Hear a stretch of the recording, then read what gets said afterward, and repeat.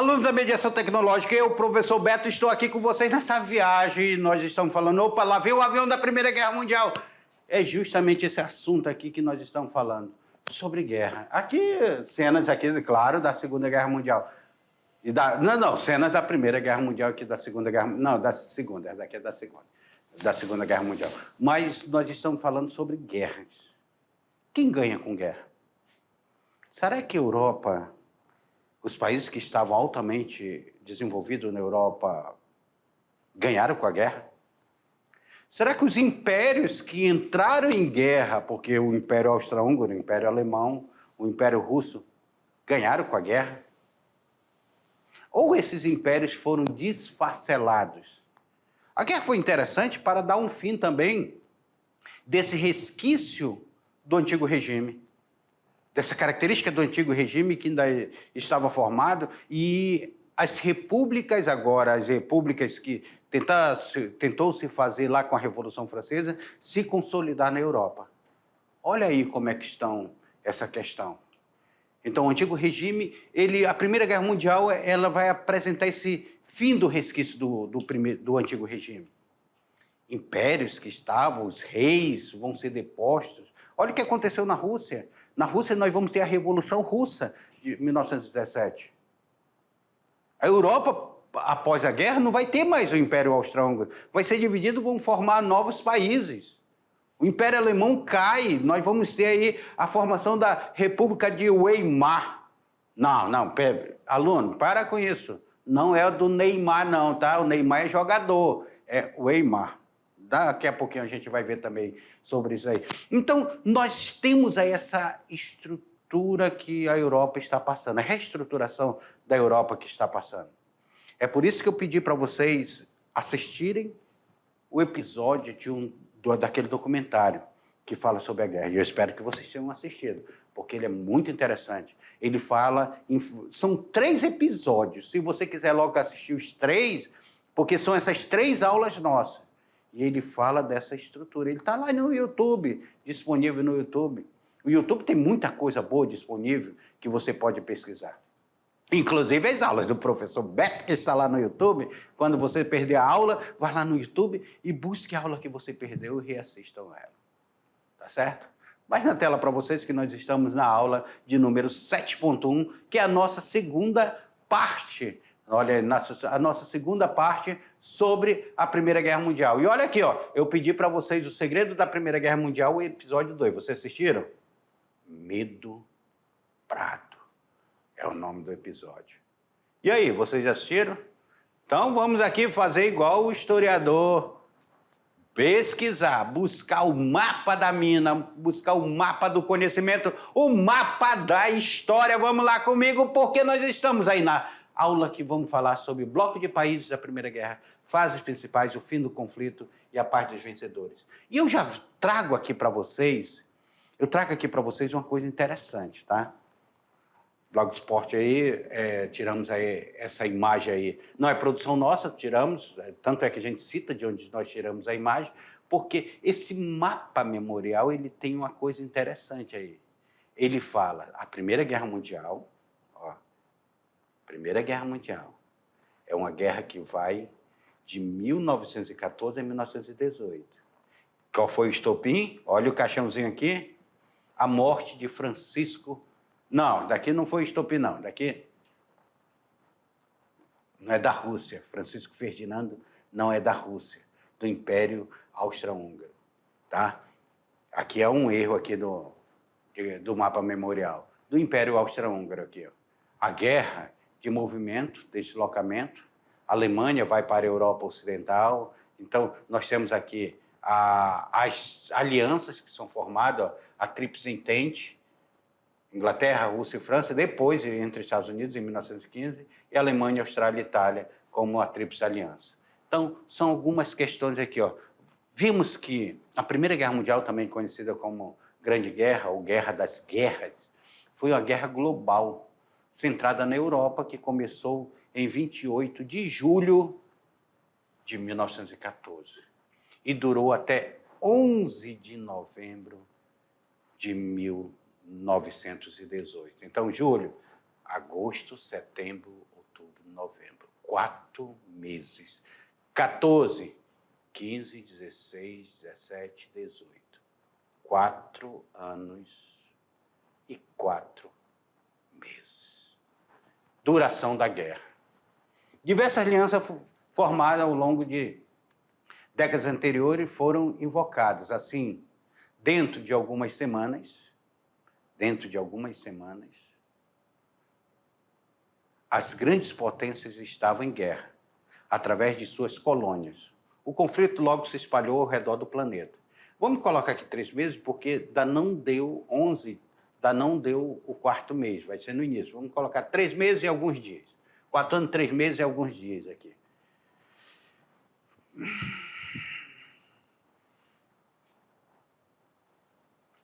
A guerra nós sabemos onde ela começa, mas nós não sabemos aonde ela termina. A guerra nós sabemos aonde ela afeta no início, mas nós não sabemos aonde ela vai afetar depois que ela começar a se propagar. Uma guerra que começa aqui por um estopim, a morte de Francisco Ferdinando, que é o herdeiro do Império Austro-Húngaro, ela foi bife, teve estopim, e aí ela vai se expandir por toda a Europa. E ela não fica só na Europa, ela entra nas Américas, os Estados Unidos e o próprio Brasil vai participar dessa guerra. Não diretamente, mas vai participar. Então é uma guerra que ela se alastra pelo mundo. E guerra, gente, não existe vencedores de uma guerra. Só quem estiver ganhando com essa guerra, quem tiver, como foi o caso dos Estados Unidos, que ficou de fora, só apoiando financeiramente, só no final ele vai entrar para fechar a guerra e ganhar fortunas e fortunas de dinheiro. E consolidar o capitalismo norte-americano, porque a Europa estava toda destruída. E a Europa, ela se autodestruiu em 2 grandes guerras, na Primeira Guerra Mundial e na Segunda Guerra Mundial. A Inglaterra, que era a maior potência do mundo, vai perder o seu poder.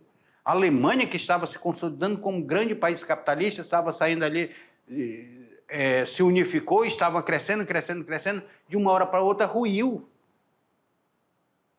A Itália, que poderia também se constituir como país capitalista, vai entrar numa guerra sem... E quem morre é o povo. Que tentam alimentar um nacionalismo, você tem que amar a sua nação e morrer pela nação. Morrer para quê? Por quê? Como? Quem é que vai ganhar com isso? São perguntas que, quando estoura a guerra, a gente está diante da guerra da Ucrânia, lá, a guerra da Rússia com a Ucrânia, e nós estamos diante de alguns questionamentos. E aí? Quem vai ganhar com essa guerra lá, agora que está acontecendo? E olha o perigo dessa guerra se tornar uma 3ª Guerra Mundial. Aí vai ser o caos, porque agora as armas não são mais bombas, não são mais aviãozinho. Agora as armas são muito mais potentes. A Rússia está lá, a Rússia não quer utilizar as armas que ela tem toda. Mas se ela utilizar, o mundo vai intervir e nós vamos estar numa 3ª Guerra Mundial. É por isso que nós precisamos estudar história. Nós precisamos estudar história para nós entendermos e não repetirmos esses erros. Vamos na tela para vocês, para a gente ver os blocos de países que formaram a guerra. Isso aqui que eu quero que vocês observem. Ao longo de 4 anos de duração, a Primeira Guerra Mundial, 2 blocos rivais de países se enfrentaram com base na aliança firmada. Então, essa aliança que eles firmaram foi antes da guerra, tá? Eles firmaram a aliança antes da guerra. De um lado estava a Alemanha,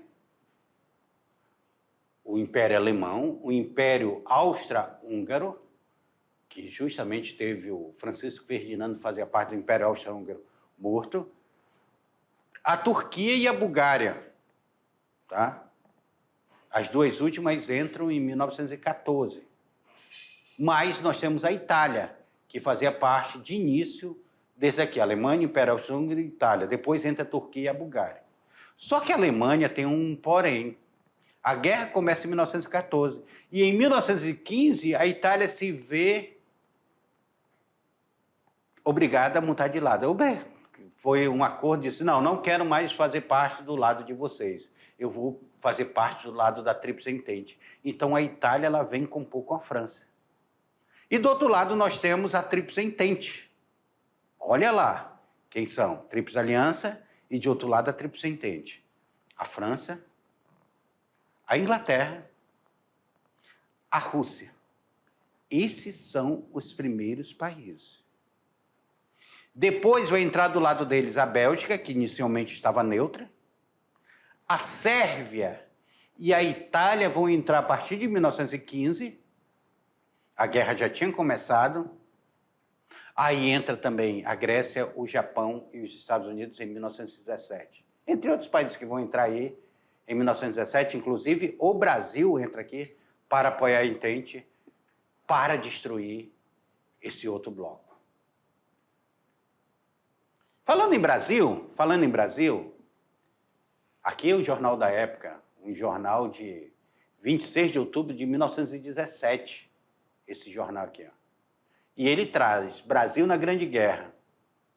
O senhor presidente da República enviou mensagem ao Congresso. Torpedeamento de Macau e aprisionamento de seu comandante é mais um ato revoltante dos alemães, que ficou decidido na reunião ministerial ontem à tarde. As manifestações populares, o Brasil entra então na Grande Guerra. O governo brasileiro foi o único da América do Sul a entrar efetivamente no conflito. O governo brasileiro declarou guerra à Alemanha. Então, nós estamos vendo aqui toda uma política aí para ser declarado guerra à Alemanha, né? Partiu, qual seria a função do Brasil? Cooperou com os ingleses, patrulhou o Atlântico Sul, então vamos patrulhar o Atlântico Sul aqui para ninguém invadir o Atlântico Sul, e enviou médicos e aviadores à Europa. Olha, vou enviar médicos, vou enviar aviadores à Europa. Já tínhamos aviadores aqui no Brasil, para pilotar os aviões e tudo, para participar da guerra. Então, essa vai ser a participação do Brasil. E fora o abastecimento, eles começaram a abastecer, vender comida para os países da Primeira Guerra Mundial. E aí nós nos deparamos com as fases da Primeira Guerra Mundial. A primeira fase de 1914 é uma fase de movimento. Fase de movimento. Eles vão, invadem, conquistam. Aí depois que eles conquistaram, eles precisam confirmar sua conquista. Aí começou o pior momento da guerra. Foi a Guerra da Trincheira, que vai durar de 1915 até 1917. 2 anos entrincheirados. Vocês sabem o que é trincheira? E a Segunda Guerra de Movimento, que foi a fase final. Em 1918, final, aí eles começam a se movimentar de novo. Mas deixa eu chamar a atenção para vocês aqui. Chamar a atenção para vocês. Imagina você, que está aqui, está vendo o exército ali? Aí você diz, eu vou cavar um buraco aqui. Vou cavar um buraco que possa me cobrir, buraco mais ou menos de 2 metros de profundidade. 2 a 2,5 metros de profundidade. E nesse buraco, as balas que vierem não vão me atingir. Então, eu vou ficar entrincheirado. Isso eram as trincheiras, gente. Aluno, vem cá comigo. Imagina você, aluno. Imagina você. Um soldado ficando meses e meses, até anos, morando dentro de um buraco. As necessidades fisiológicas precisavam ser feitas ali naquele local, porque se eles levantassem a cabeça, um atirador de elite poderia estar mirando em seu capacete, ou seja, em sua frágil cabeça. Necessidade fisiológica, chuva, alagamento, um horror, rato, doenças. mortos ao seu lado. Era um horror as trincheiras. Tem relatos da Primeira Guerra Mundial que dizia, nas cartas dos soldados, que diziam que eles estavam vivendo um verdadeiro inferno na terra. Imagine vocês, entrincheirados, sem poder sair, acuados. Tinham que fazer em trincheira.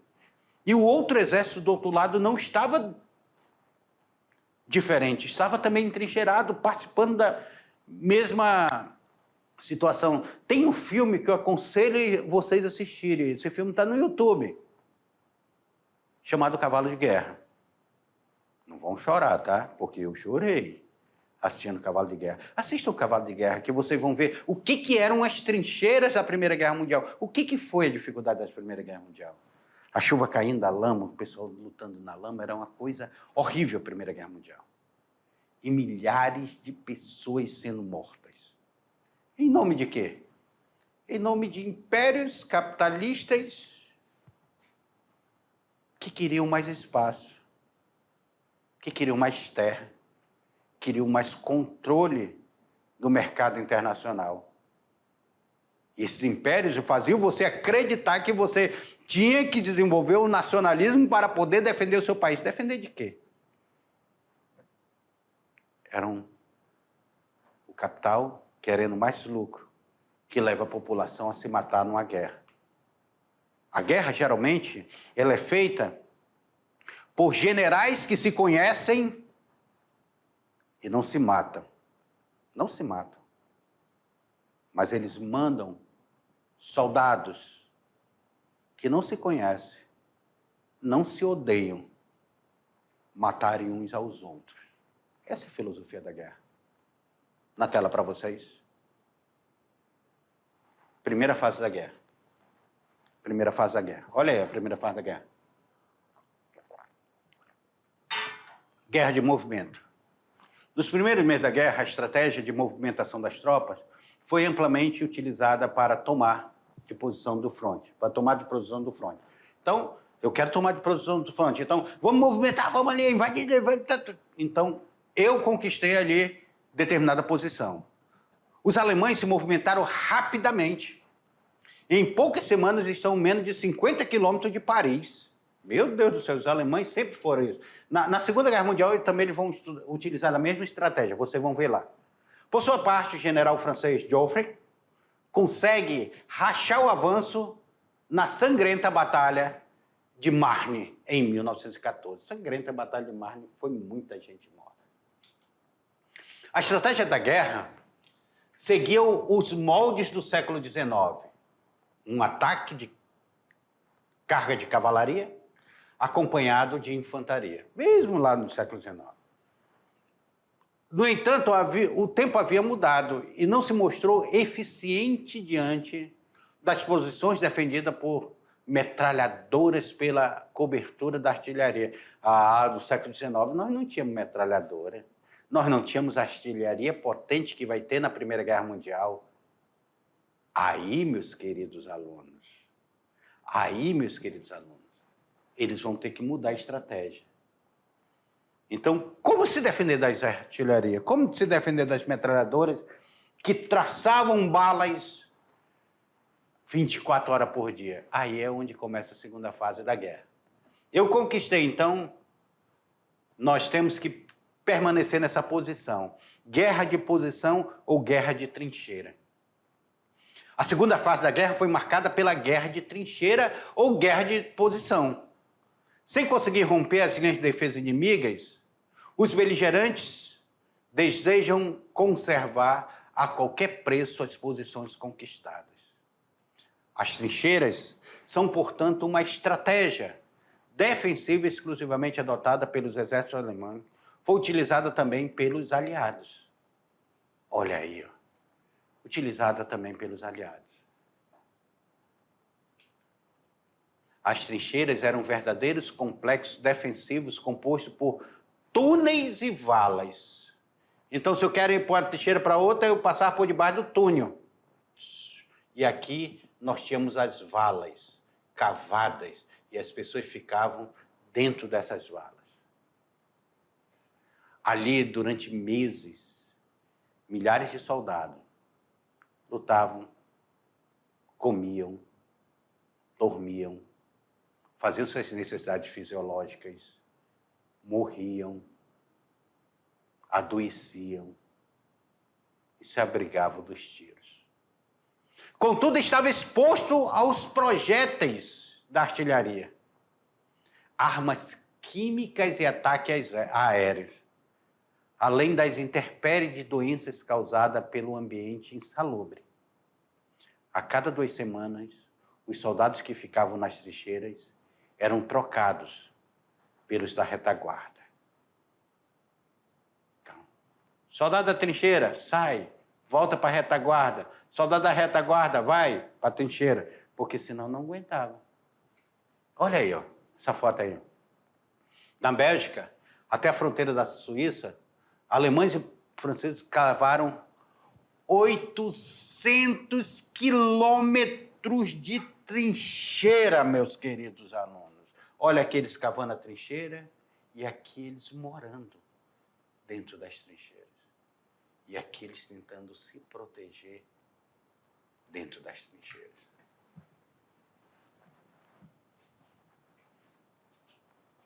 Você estava na trincheira.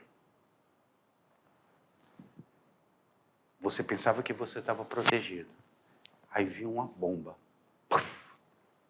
Aquela bomba era gás tóxico. Era uma bomba química. Era uma arma química.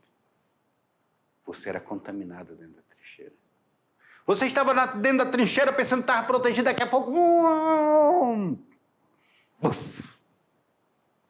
O avião dispara uma bomba e matava quem estava dentro daquela trincheira. Você estava dentro daquela trincheira e você iria olhar para ver o inimigo, o movimento dele. Uma bala traçante lhe tirava o cérebro do lugar. Imagina o psicológico desse soldado, que ele está ali, esperando a morte a qualquer momento. Muitas vezes eles se perguntaram, meu Deus, o que eu estou fazendo aqui? Eu tenho que matar aquele cara que está ali na minha frente. Mas o que ele fez contra mim? Ele é apenas de um outro país. E o que eu fiz contra ele para ele querer me matar? Eu sou apenas de um outro país, cumprindo ordem. A guerra não é boa, nunca foi boa. Na tela para vocês. Foi o período mais sangrento da guerra, onde batalhas duraram semanas e até meses, com a perda e retomada de posição e um saldo grande de baixas para ambas as partes. Igualmente, não se verificou conquista de posição significativas para os beligerantes. Então, eles quase não avançavam. Imagina, para você avançar, você teria que cavar outra trincheira. E, outra coisa, deixa eu chamar a atenção para vocês. A gente falou em 800 quilômetros de trincheira. De Porto Velho até Vilhena, tem 700 e poucos quilômetros. Já pensou? Trincheiras sendo cavadas no braço. Daqui até Vilhena, foi essa que os alemães e os franceses cavaram 800 quilômetros de trincheira pela disputa de poder. Era quase um muro da China ali cavado para se proteger. Na tela, de novo, para vocês, para a gente. Essas estratégias manteve-se eficaz até a utilização do tanque de guerra pelos ingleses em 1916, quando conseguiram romper as defesas das trincheiras. Então, o tanque de guerra que vai ser utilizado foi a invenção que começa a ser utilizada pelos ingleses. Primeiramente, que eles eram blindados, não metia bala, não furava ele. E eles começaram a avançar, e aqueles buracos onde as pessoas estavam lá, o tanque avançou e passou por cima dessas pessoas e destruiu as trincheiras. Aí entramos na terceira fase, que é uma fase de movimento. Vamos para a guerra, que é tudo ou nada. Essa terceira fase é caracterizada pela entrada e a saída de outros países da guerra. Quem é que entra e quem é que sai? Nós vimos que a Rússia se torna a União das Repúblicas Socialistas Soviéticas. A Rússia se torna a União Soviética. Os Estados Unidos entram na guerra, Japão entra na guerra. A marinha alemã, utilizando submarinos, afundou navios de países tidos como neutros, alegando que transportavam alimentos e armas para os inimigos. Foi o caso, por exemplo, do navio Lusitânia e Arábia, dos Estados Unidos, e do navio Paraná, do Brasil, que foi afundado pelos alemães. Os alemães tinham uma tecnologia de submarinos muito interessante. Com a ajuda dos Estados Unidos, agora os Estados Unidos teve seus navios afundados e queriam um pretexto para entrar na guerra. Os aliados voltaram a ter a iniciativa de guerra. Mesmo assim, o exército ainda enfrentava batalhas duríssimas, onde as baixas de ambos os lados eram enormes. A mais célebre dessas batalhas, talvez, tenha sido a Segunda Batalha de Marne. Lembra que nós falamos já da primeira lá? Os alemães e os franceses se enfrentando? Os alemães, então, nessa Segunda Batalha de Marne, foram expulsos pelo território francês. Foi sangrenta, mas eles conseguem expulsar os alemães. Outro acontecimento dessa fase foi a saída do exército da Rússia, devido à Revolução de 1917, e a assinatura do Tratado de Paz entre a Rússia e a Alemanha. Antes de terminar a guerra, a Rússia e a Alemanha assinavam um tratado de paz de não agressão. Então, oficialmente, a Rússia estava fora da guerra. Aqui, ó, esse mapa, a última ofensiva alemã é detida na Segunda Batalha de Marne, de março a junho de 1918. Então, Alemanha, aqui são onde eram cavadas as trincheiras, ó. Alemanha invadindo a França. E aqui a batalha expulsando a Alemanha desse território. Batalha de Marne. Aí nesse mapa ele está bem explicativo onde se dava a batalha. Esses de verde aí fazem parte da Tríplice Entente. Esses de rosa aqui, aparece rosa aqui para mim, acredito que aparece aí para vocês também rosa. Bem clarinho, um salmãozinho. Vamos colocar salmão. Alemanha, o Império Austro-Húngaro, Bulgária, o Império Otomano, estão fazendo parte da Tríplice Aliança. Entraram do lado da Tríplice Aliança. E aí nós temos os outros aí que são países neutros, mas que depois vão entrar na guerra, como é o caso aí de alguns países que vão participar da guerra, mas até então eles estão neutros. E aqui a Rússia se tornando neutro também. Fim do conflito. Como se deu esse fim do conflito?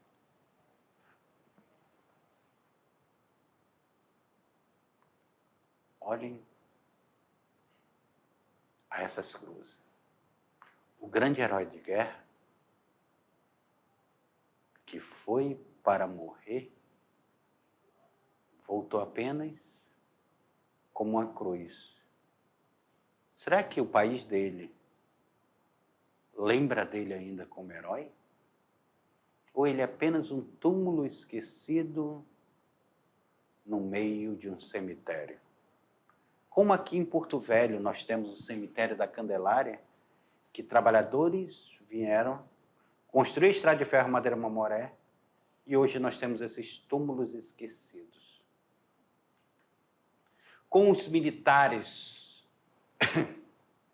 vacilantes e com ampla perda de confiança do Kaiser, que era o rei aqui na Alemanha, a Alemanha se movia para se render. O príncipe Maximiliano de Baden assumiu o comando de um novo governo como chanceler da Alemanha para negociar com os aliados. A negociação com o presidente Woodrow Wilson Lembrando que o Roosevelt, ele já tinha saído, ele já não era mais presidente. O Roosevelt, ele começa, o Frank Delano Roosevelt, tá? Não confunda Theodore Roosevelt com Frank Delano Roosevelt. O Frank Delano Roosevelt, ele começou a guerra. Só que quem vai terminar ela, quando ela termina, já os Estados Unidos já vive um novo presidente, Woodrow Wilson. E as negociações começaram imediatamente com a esperança de que ele oferecesse melhores condições do que os britânicos e os franceses. Só que o Wilson exigiu uma monarquia constitucional e o controle parlamentar sobre as Forças Armadas alemãs. Wilson vai exigir isso. Não houve resistência quando o social-democrata Philipp Scherderman, em 9 de novembro, declara a Alemanha como uma república.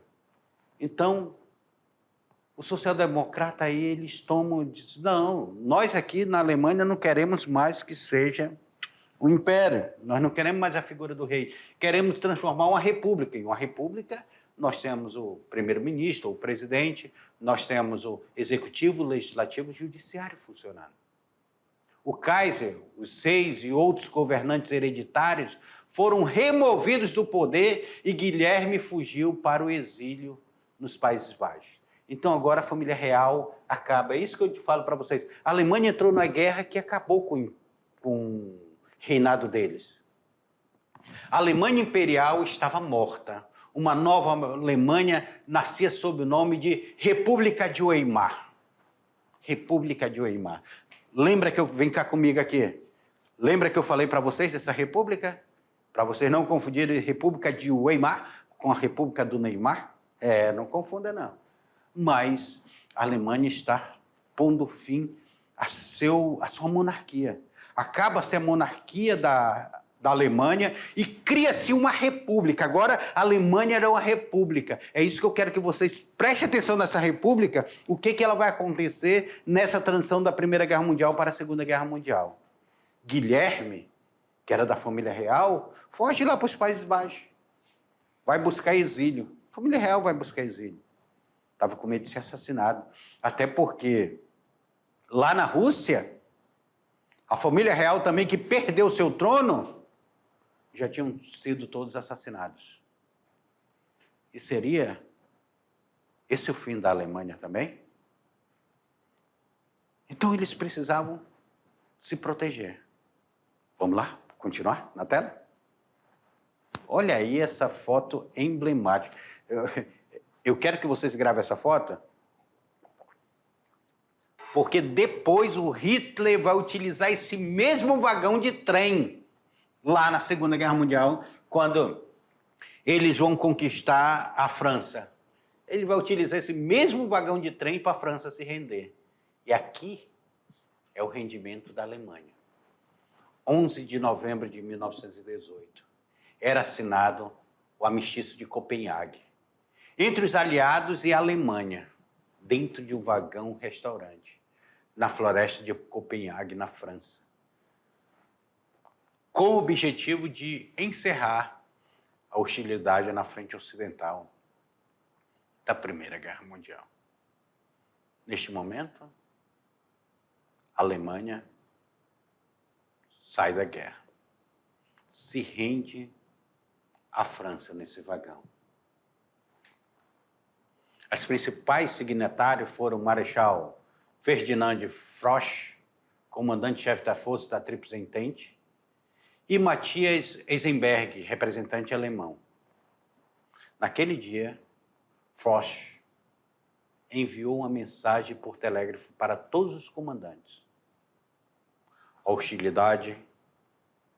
As hostilidades cessarão em todos à frente no dia 11 de novembro, às 11 horas da manhã, no horário da França. Telegrama esse que vai circular a Europa. Neste momento, se dava fim a essa fase da guerra. A chamada Grande Guerra, tirou a vida de cerca de 9 milhões de soldados, gente. 9 milhões de soldados. E deixou outros 21 milhões feridos, sem perna, sem braço, sem rosto, sem dignidade. 9 milhões de soldados mortos em guerra. Indiretamente, morreram vítimas da guerra 10 milhões de civis, que não tinham nada a ver com a guerra. E 10 milhões com 9 milhões são 19 milhões de vidas. É como se tivesse matado o estado de Rondônia inteiro, aí 10 vezes. Os dois países mais afetados foram a Alemanha e a França. Cada um enviou para o campo de batalha cerca de 80% de sua população do século masculino, com idade entre 15 e 49 anos. Meu Deus, crianças. O que essas crianças estavam defendendo esse nacionalismo? O que essas crianças precisavam virar esses números? Depois do armistício, foi assinado o Tratado de Paz de Versalhes, celebrado em 1919.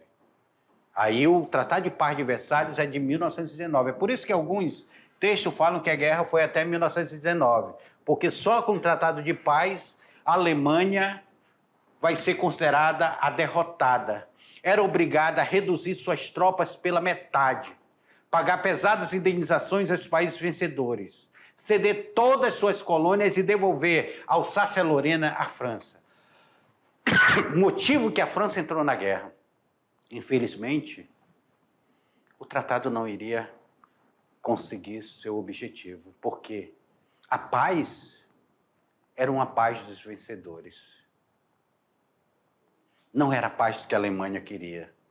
Pois o Tratado de Versalhes, para os vencedores, a Alemanha foi a grande responsável pela ocorrência na guerra. Deste modo, o Tratado de Versalhes aplicou duras penas aos alemães. Quais são essas penas? O que tiveram que fazer os alemães? Olha aí a assinatura do Tratado de Versalhes discutido na Conferência de Paris. As principais nações do mundo aí na Conferência de Paris. E o Brasil também estava presente aí.